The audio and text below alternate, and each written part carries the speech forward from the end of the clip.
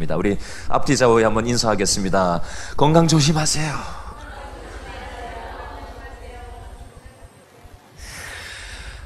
어제 오전 10시에 교회 청소를 하러 오신 분들과 모여서 청소 시작하기 전에 이렇게 기도를 했습니다. 뜨거운 날씨보다 더 뜨거운 하나님 사랑하는 마음과 더 뜨거운 교회 사랑하는 마음을 주시옵소서. 그래서 세상에 줄 수도 없고 알 수도 없는 평강과 큰 기쁨을 이곳에 있는 모든 분들이 경험하게 도와달라고 함께 기도했습니다. 청소를 마치고 식당에서 식사를 같이 하고 있는데 우리 교회 권사님 한 분이 연락이 오셨어요. 나중에 전화해서 확인을 해봤더니 베란다 청소를 본인 집에 하다 보니까 너무 덥고 땀이 많이 나서 힘들더래요. 그래서 이런 날씨인데도 교회에서 오늘 청소하는 분들이 얼마나 힘들까 생각을 하니까 내가 뭐 다른 것은 못하겠고 수고하시는 분들 아이스크림이라도 하나 사 먹으라고 전화를 했다고 하면서 얘기를 하시는 그 얘기를 같이 나누었습니다. 여러분, 교회는 무엇을 하는 곳일까요? 오늘 7절 말씀을 다시 한번 읽어보겠습니다. 7절 다 같이 첫째 줄만 시작. 그 주간의 첫날에 우리가 뭘 하려고 모였다고요? 떡을 떼려 하여 모였더니. 성도들이 떡을 떼기 위해서 모였대요.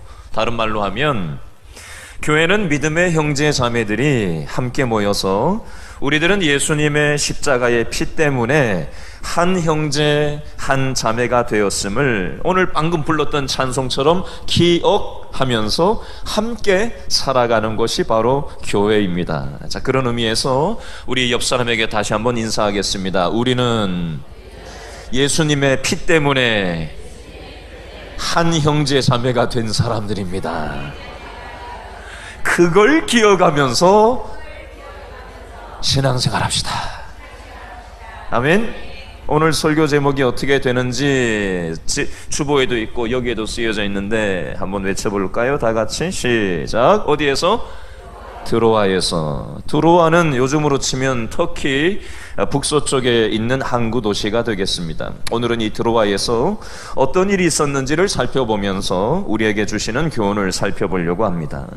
오늘 말씀을 이해하기 위해서 참고로 지난주 본문 끝에 있는 사도행전 20장 6절 말씀을 한 번 더 읽어보겠습니다. 사도행전 20장 6절 다 같이 시작. 우리는 무교절 후에 어디에서? 빌립보에서 뭘 타죠? 배로 떠나 며칠 만에? 닷새 만에 어디로 와요? 드로아에 있는 그들에게 가서 며칠을? 1에 7일을 머무니라. 빌립보는 드로아의 북쪽 유럽 대륙의 최남쪽인 그리스 남동쪽에 있는 항구 도시가 되겠습니다. 드로아는 아시아 대륙 터키의 제일 북서쪽에 있는 곳이고요. 거기 에게해를 지나서 북쪽 유럽 최남단 도시가 바로 요즘으로 치면 그리스에 있는 북동쪽에 있는 도시가 이 빌립보 지역이 된다고 생각하시면 되겠습니다. 근데 거기로 배 타고 오는데 며칠이 걸렸다고요? 20장 6절에 보니까 닷새 5일이 걸렸다고 돼 있어요. 자, 그런데 사도행전 16장 11절 말씀에 보면 1년 전에 사도 바울이 반대편에서 드로아에서 빌립보로 가는 배를 1년 전에 탔던 적이 있었어요. 사도행전 16장 10절에 보니까 그때는 배로 며칠 걸렸다고 되어 있냐면 이틀 걸렸다고 쓰여져 있습니다. 근데 오늘 본문에는 5일 걸렸다고 되어 있어요. 이 부분을 그냥 스쳐 지나갈 수 있는데요, 이건 스쳐 지나갈 수 없는 내용입니다. 왜 그러냐면 의미가 있기 때문에 그렇습니다. 자, 이틀 동안 배 타고 갈 길을 5일 걸렸다는 얘기를 성경에는 아무렇지도 않게 지나가면서 쓰고 있는데, 이 의미는요, 바다 위에서 3일 동안 풍랑을 만나서 표류했다라는 것을 담고 있는 표현이 되겠습니다. 제가 24년 전에 부산에서 배를 타고 제주도로 들어갔던 적이 있어요. 그때 정확치는 않은데 한 12시간 이상 걸렸던 것 같아요. 좀 전에 검색을 해보니까 지금도 12시간 걸린다고 나와 있더라고요. 굉장히 힘들게 배를 타고 갔던 기억이 있어요. 남들은 다 비행기를 타고 가는데 저만 화물차, 봉고차에 짐 가득 싣고 그때 혼자 배를 탔던 기억이 있어요. 그런데 바울은 2일 만에 도착할 거리를 3일 동안 풍랑을 만나서 표류하다가 5일 동안 도착을 했으니까 얼마나 힘들었을까요? 더군다나 바울의 나이는 우리 나이로 치면은 70세 이상 되는 나이였고요, 또 병도 앓았던 사람이었습니다. 그래서 드로아에 도착해서 풍랑 때문에 지친 몸을 추스리기 위해서, 그리고 13절 오늘 본문에 나오는 그 다음 어디로 가려고 했죠? 13절에 아소로 가려고 하는 배가 우리 지금 현재 우리나라처럼 전기선이 있었던 것이 아니라 벌써 뭐 거의 2000년 전 얘기니까 이게 정기적으로 맨날 며칠 날 배가 뜬다, 이게 이런 시절이 아니란 말이에요. 사람들이 어느 정도 모여야 이게 배가 출항을 하던 그런 시절이거든요. 그래서 아소로 가는 배가 사람들이 좀 모집될 때까지 시간이 필요하기도 했고, 그리고 배편으로 풍랑을 만나서 이 드로아에 오기까지 굉장히 몸이 심신이 지쳐 있었기 때문에 몸도 추스리는 시간도 필요하고 해서 드로아에서 며칠을 머물렀다는 거예요. 7일 동안 1회를 머물렀다. 그래서 7일을 머물렀다라는 것을 염두에 두면서 여러분 오늘 본문을 따라 들어오셔야 돼요. 자, 정리를 해보겠습니다. 만약에 바울이 빌립보에서 드로아로 오는 배를 탔을 때 3일 동안 풍랑을 만나지 않고 표류를 하지 않고 바로 왔다면 어떻게 됐을까요? 바울이 풍랑을 만나서 3일이 지체되었기 때문에 바울은 심신이 지친 몸을 추스리는데 시간이 필요했고, 물론 배 기다리는 시간도 필요했지만 그 풍랑을 만났기 때문에 심신을 추스리기 위해서 더 많은 시간을 드로아에서 체류했던 것으로 보여집니다. 자, 이때 드로아에서 어떤 일이 생기는지를 우리 7절 말씀을 한 번 더 읽어보겠습니다. 7절 다 같이 시작. 그 주간의 첫날에 우리가 떡을 떼려 하여 모였더니 바울이 이튿날 떠나고자 하여 그들에게 강론할세 말을 밤중까지 계속하매. 아멘. 그 주간의 첫날이라는 표현은 요즘으로 치면 주일날을 얘기하는 겁니다. 떡을 떼려 하여 모였다는 말은 성도들이 함께 모여서 예수님의 십자가를 기념하는 성찬, 애찬을 겸한 예배를 드렸다는 표현이 되겠습니다. 바울이 이튿날 다음날 떠나려고 하여 아소로 떠나려고 하여 그들에게, 이 드로아에 있는 사람들에게 강론을 할세 말을 밤중까지 계속했다라는 표현의 의미는요, 바울이 드로아에서 7일 동안 지내다가 내일이면 드로아를 떠나기로 한 마지막 날 밤이었다는 거예요. 밤중이라는 말은 밤 12시까지 설교를 하고 말씀을 계속해서 나누었다는 겁니다. 바울은 이 예배가 이 드로아에 있는 믿음의 형제자매들하고는 생애 마지막이 될지도 모른다라는 마음으로 설교를 하고, 또 드로아에 있는 성도들도 언제 다시 바울을 만날지 알지 못하기 때문에 말씀 들은 걸 가지고 서로 얘기를 하면서 믿음의 교제를 나누고 있었다라는 표현이 이 7절 말씀이 되겠습니다. 계속해서 8절 말씀을 한 번 더 읽어볼까요? 8절 다 같이 시작. 우리가 모인 윗다락에 무엇을? 등불을 많이 켰는데. 여러분, 요즘은 등불을 안 사용하지만 촛불이나 등불, 호롱불 같은 거 사용해 본 분들 계시죠? 그죠? 저도 시골에서 호롱불도 사용해 본 적이 있거든요. 시골 출신이라. 근데 촛불을 켜거나 호롱불을 켜놓으면 어떻게 해요? 이게 산소를 잡아먹잖아요. 그죠? 그렇게 하고 이게 졸리게 된단 말이에요. 근데 사람들이 가정집에, 이게 뭐 우리처럼 이렇게 넓은 예배당에 모인 게 아니라 그 당시에는 변변한 그런 예배당이 없었어요. 좁은 집에 수많은 사람이 모여가지고 산소도 부족하죠. 그렇게 막 옹기종기 모여서 있죠. 그러니까 이게 뭐 되게 열악한 환경에 모여 있는 거예요. 그걸 8절에서 얘기하는 거예요. 자, 그러다가 어떤 일이 생겼느냐? 9절 말씀 다 같이 읽어볼까요? 시작. 누가 나오죠? 유두고라 하는 청년이 어디 있어요? 창에 걸터 앉아 있다가 어떻게 하죠? 깊이 졸더니 바울이 강론하기를 어떻게 해요? 더 오래 하매 졸음을 이겨요? 이기지 못해요? 이기지 못하여 몇 층에서? 3층에서 떨어지거늘 일으켜보니 죽었는지라. 아멘.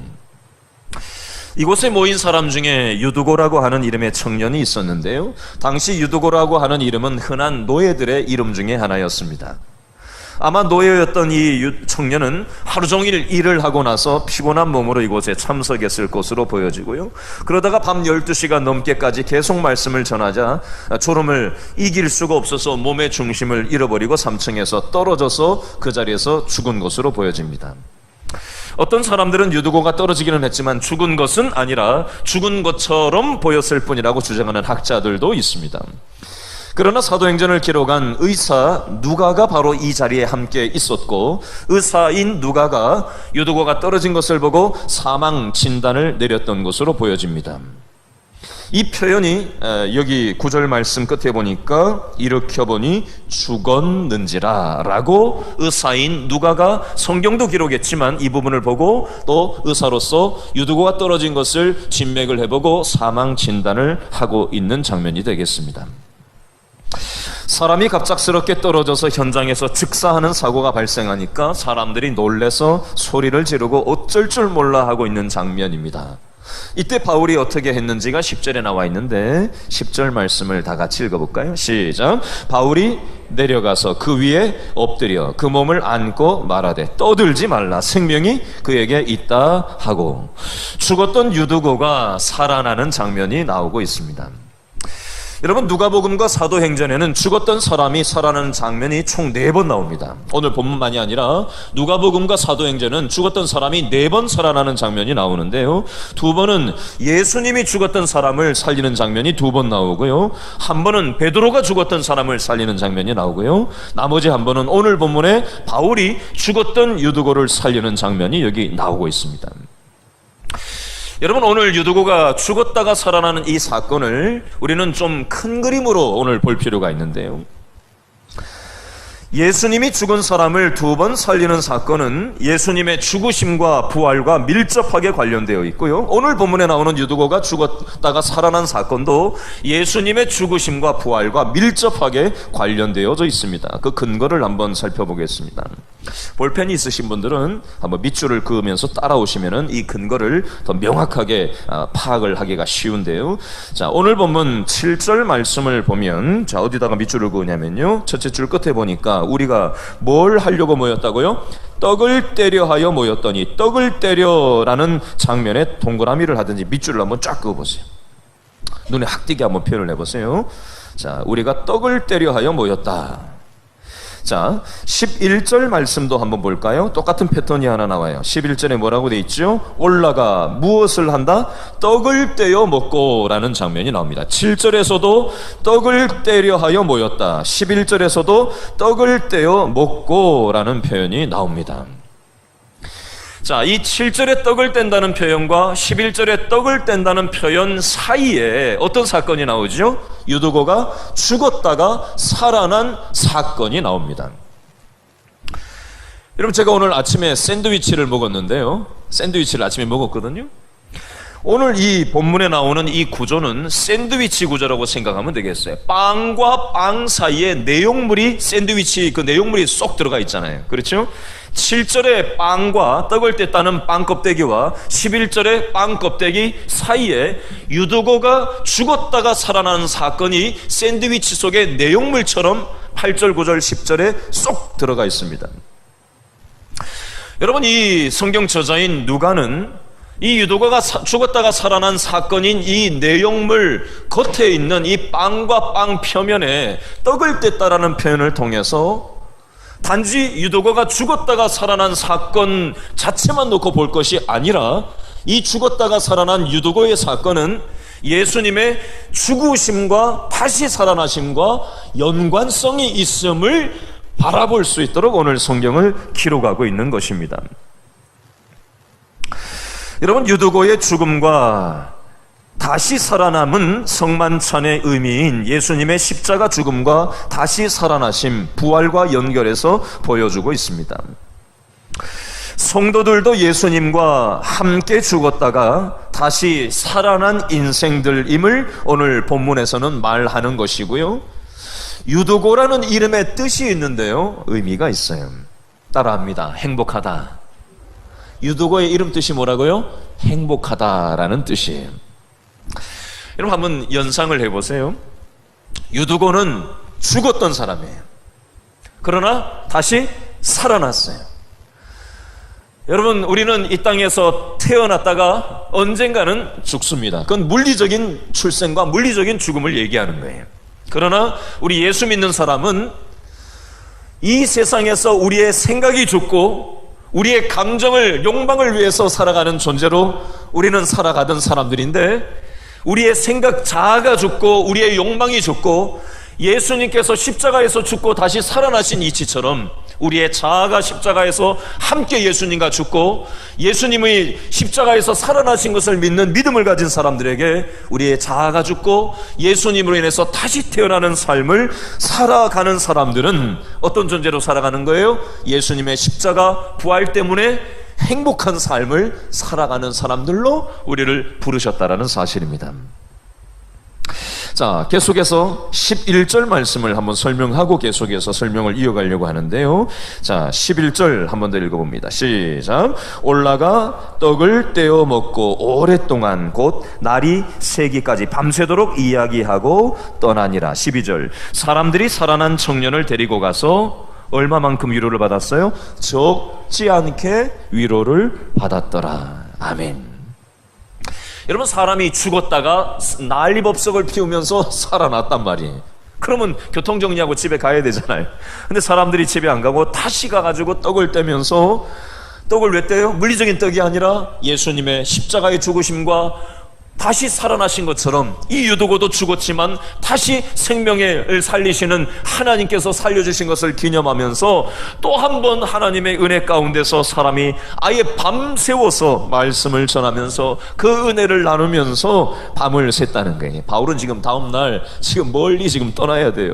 안 그래도 피곤해요. 힘들어요. 연세도 있어요. 병도 있는 사람이에요. 근데 밤을 새면서까지 예수님의 십자가와 부활을 나누고 믿음의 형제자매들과 교회에서 함께 신앙의 교제를 나누고 있더라는 겁니다.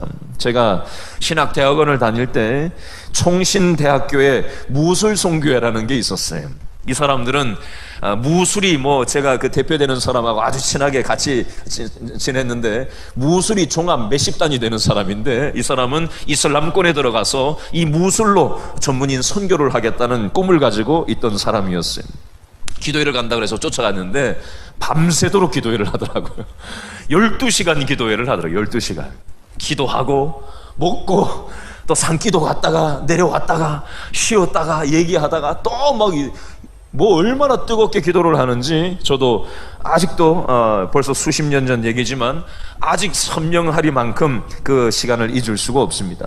제가 대학 다닐 때 너무 믿음의 교제를 하는 것이 좋아가지고 밤새도록 서로 한 사람 한 사람 삶을 나누고 함께 붙들고 기도해주고 함께 울고 함께 기뻐하면서 밤을 홀라당 샜던 그런 기억이 떠오릅니다. 여러분, 이 12절에 나오는 사람들이 살아난 청년을 데리고 가서 적지 않게 위로를 받았다라는 이 표현을 보면서 저는 생각난 것이 있어요. 어제 우리 교회 어떤 분하고 전화 통화를 했어요. 근데 우리 성도 중에 이분은 본인의 손주가 거의 사형 선고를 받고 본인의 딸 내외조차도 이 손주를 포기하자라고까지 얘기할 만큼 그런 위급한 상황 가운데 있었을 때 우리 교회 이 성도님 할머니 되는 이분이 새벽마다 이 손주를 살려달라고 부르짖어서 기도하고 하나님 앞에 그렇게 매달리고 하나님을 의지하는 그 시간을 통과하면서 지금까지 하나님께서 그 아이를 근 한 20년 가까이 지금 살려주시고 지금은 아주 건강한 아이로 그렇게 살아가고 있노라고 벌써 한 20년이 지난 과거 얘기를 하시는데 전화상으로 울먹거리면서 저한테 그때 하나님 앞에 매달리고 이 손주를 살려달라고 이 죽은 목숨인 이 손주를 살려달라고 간절히 하나님 앞에 새벽마다 부르짖어 기도하던 그 눈물의 기도를 하나님이 들어주시고 하나님께서 응답해 주신 그것을 얘기할 때 분의 그 울먹거리는 모습을 통해서 그때 그 마음이 얼마나 간절했었는지 다시 한번 생각을 해볼 수가 있었습니다. 어제 또 한 분과 문자가 와서 전화통화를 하면서 이런저런 얘기를 했는데요. 본인의 지금 현재 아픔 속에서 하나님께서 이렇게 저렇게 일해가고 계시는 그 변화의 과정들을 얘기하시면서 또 함께 위로하고 또 하나님이 일하시는 그 일들을 함께 나누고 어제 전화통화를 하고 함께 기도를 나누었습니다. 여러분, 오늘 본문에서는 죽었던 유두고를 살리시는 장면이 나오는데요. 사실 죽은 유두고가 죽든 말든 이건 남 얘기란 말이에요. 그렇죠? 남 얘기예요, 남 얘기. 우리는 뉴스를 보면서 다른 사람이 어려움을 겪는 걸 보면서 사실 그게 아무리 그 사람한테는 죽고 사는 문제라도 나한테는 그게 별로 그렇게 절실하게 다가오지 않아요. 그렇죠? 내 문제가 아니니까.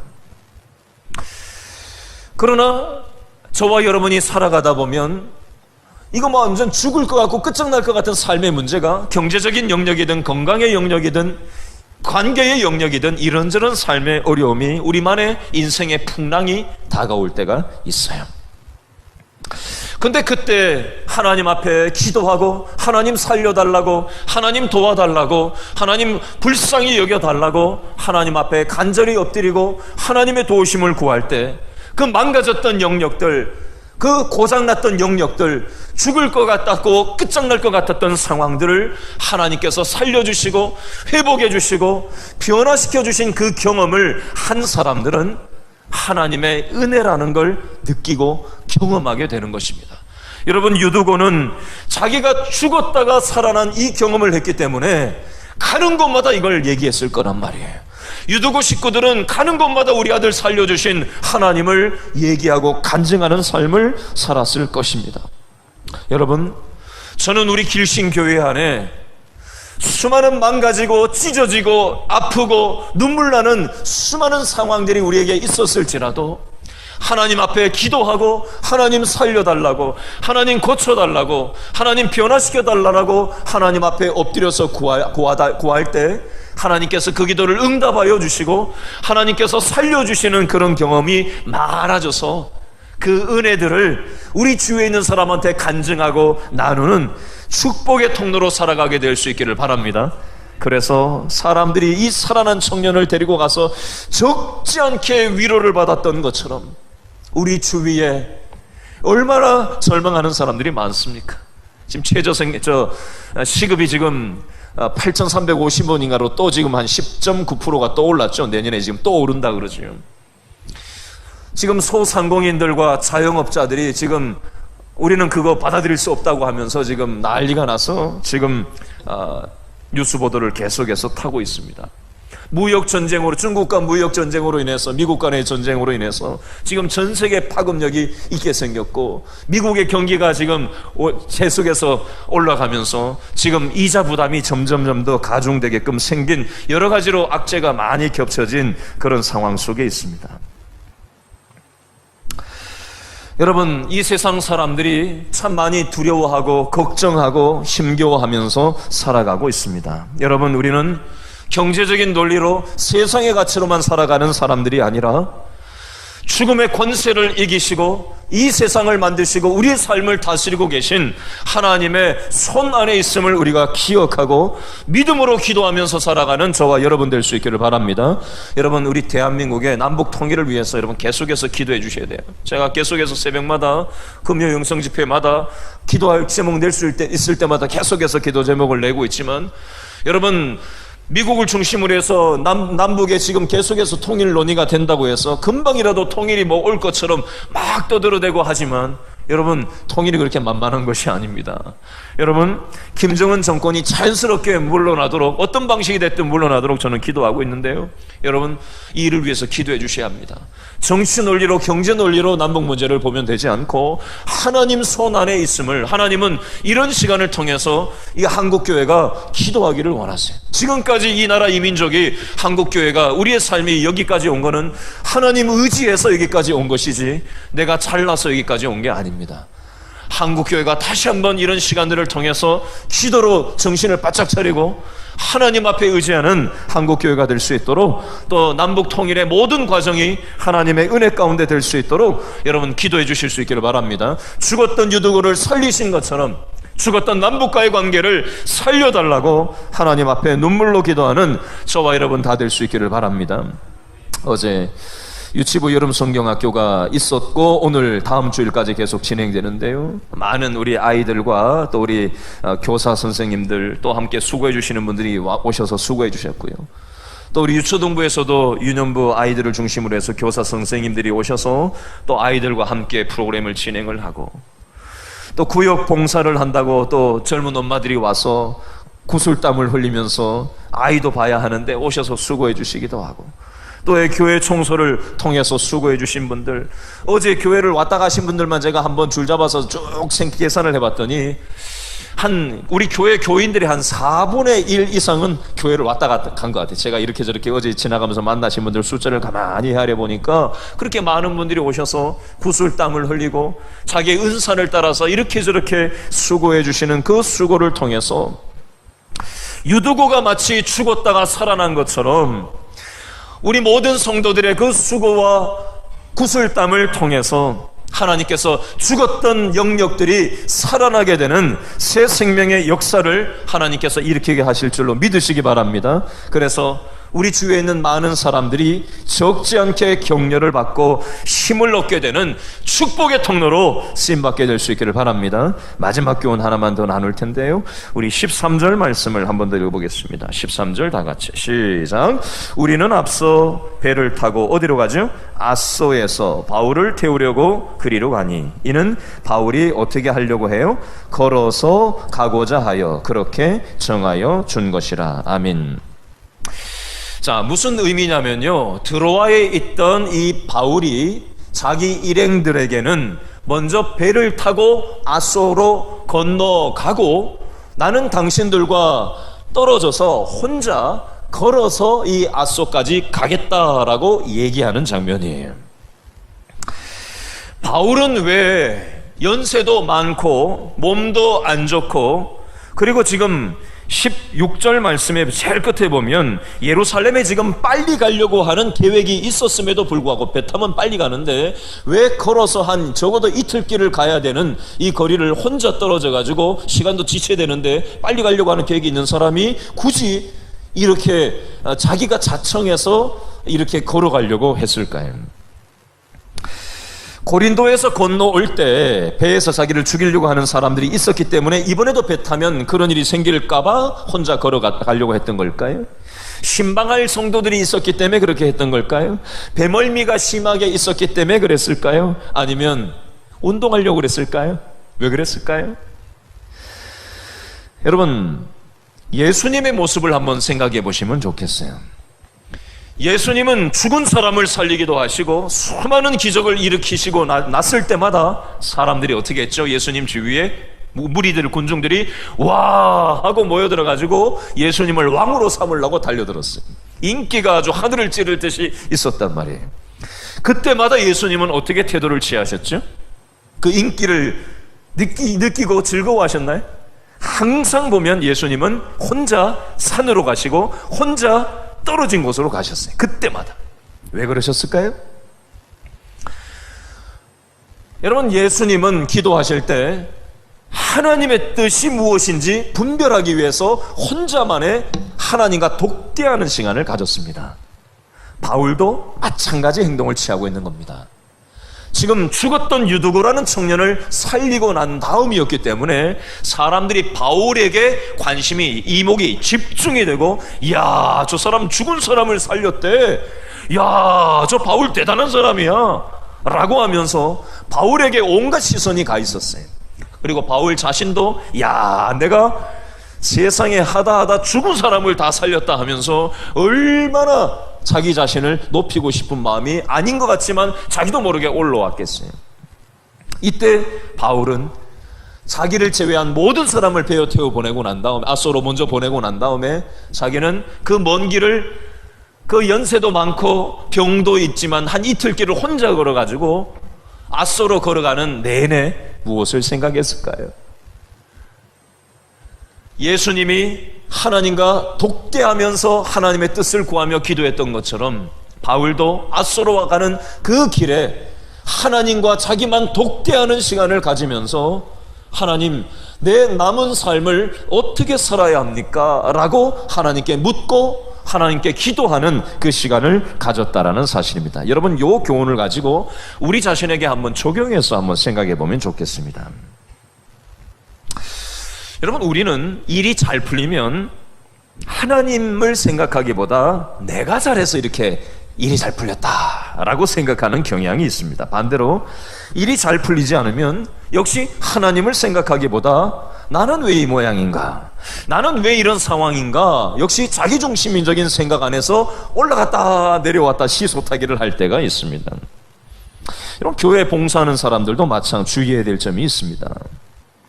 교회 봉사를 하다 보면 교회 일이 보이고 사람이 보이고 내가 드러나 보이면요, 하나님이 드러나지 않습니다.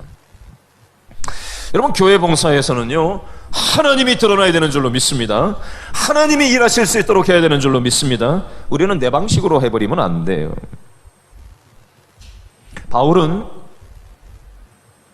자기가 죽었던 유두고를 살린 것이 아니라 하나님이 살리셨음을 다시 한번 혼자만의 하나님과 독대하는 시간을 통해서 다시 한번 생각하는 시간을 아소로 가는 시간 속에서 생각을 하고 돌아본 것입니다. 그리고 얼마 남지 않은 자신의 남은 인생을, 사실 바울은 어떤 일이 일어날지 알고 있었거든요. 기도할 때 너 앞으로 예루살렘에 가면 수많은 사람들이 너를 죽일 거다라는 얘기를 기도하면서 이미 알고 있었는데 거기를 빨리 가기를 원했던 거예요, 예루살렘으로. 그리고 자신의 마음을 다잡고 하나님의 도우심을 구하면서 믿음으로 그 길을 아소를 향해서 걸어가고 있는 장면이 나오고 있습니다. 오늘 말씀을 정리를 해보겠습니다. 바울은 빌립보에서 드로아로 가는 과정 중에 이틀 갈 길을 5일 동안 걸려서 3일 동안 풍랑이라는 걸 만났습니다. 만약에 풍랑을 만나지 않았다면 유두고를 만나지도 못했을지 모릅니다. 그리고 유두고가 죽었다가 살아나게 되는 통로로 사용되는 그 경험을 통해서 자신도 앞으로 예루살렘에 가서 수많은 사람에게 핍박을 받고 죽임을 당하게 되겠지만, 예수님께서 십자가에서 죽고 끝나지 않고 다시 살아나신 것처럼 자신의 삶도 어려움을 겪겠지만 하나님이 다시 살려주실 것을 믿고 그 믿음의 길을 걸어가고 있는 바울의 모습이 여기 지금 나오고 있는 것입니다. 여러분, 우리도 이 땅을 살아가다 보면 인생의 풍랑을 만날 때가 있습니다. 이 풍랑이 무의미하게 보일 때가 있습니다. 그러나 그 인생의 풍랑이 있음으로 인해서 유두고가 죽은 사건이 있는 것처럼 우리 삶 가운데도 죽을 것 같고 끝장날 것 같은 삶의 어려움이 풍파가 올 때가 있습니다. 그러나 그런 시간 속에서 우리가 믿음의 눈으로 그 사건들, 인생의 상황들을 바라보고 하나님 앞에 엎드리고 하나님을 의지하기 시작할 때 오히려 그 3일간의 풍랑을 통해서 하나님의 일하심을 경험하게 되는 것이고요, 그 유두고가 죽었지만 죽고 끝나는 것이 아니라 다시 하나님의 은혜를 입고 살아나게 되는 것처럼 하나님께서 망가지고 깨진 저와 여러분의 삶의 모습을 가지고 하나님 앞에 엎드릴 때 하나님께서 저와 여러분의 삶을 살려주시고 회복시켜 주셔서 하나님의 통로로 우리를 사용하기를 원하신다는 사실 여러분 기억할 수 있기를 바랍니다. 그리고 혹시 오늘 예배당에 와서 많은 사람들은 만나고 돌아가지만 하나님은 못 만나고 돌아가시는 그런 불행한 사건을 여러분 경험하지 않기를 원합니다. 여러분, 오늘 이 시간에 많은 사람들이 함께 있는 공간이지만 하나님과 독대하는 그 시간을 여러분 가질 수 있기를 바랍니다. 그 하나님과 독대하는 그 시간을 통해서 과연 나는 하나님의 생각으로 살고 있나?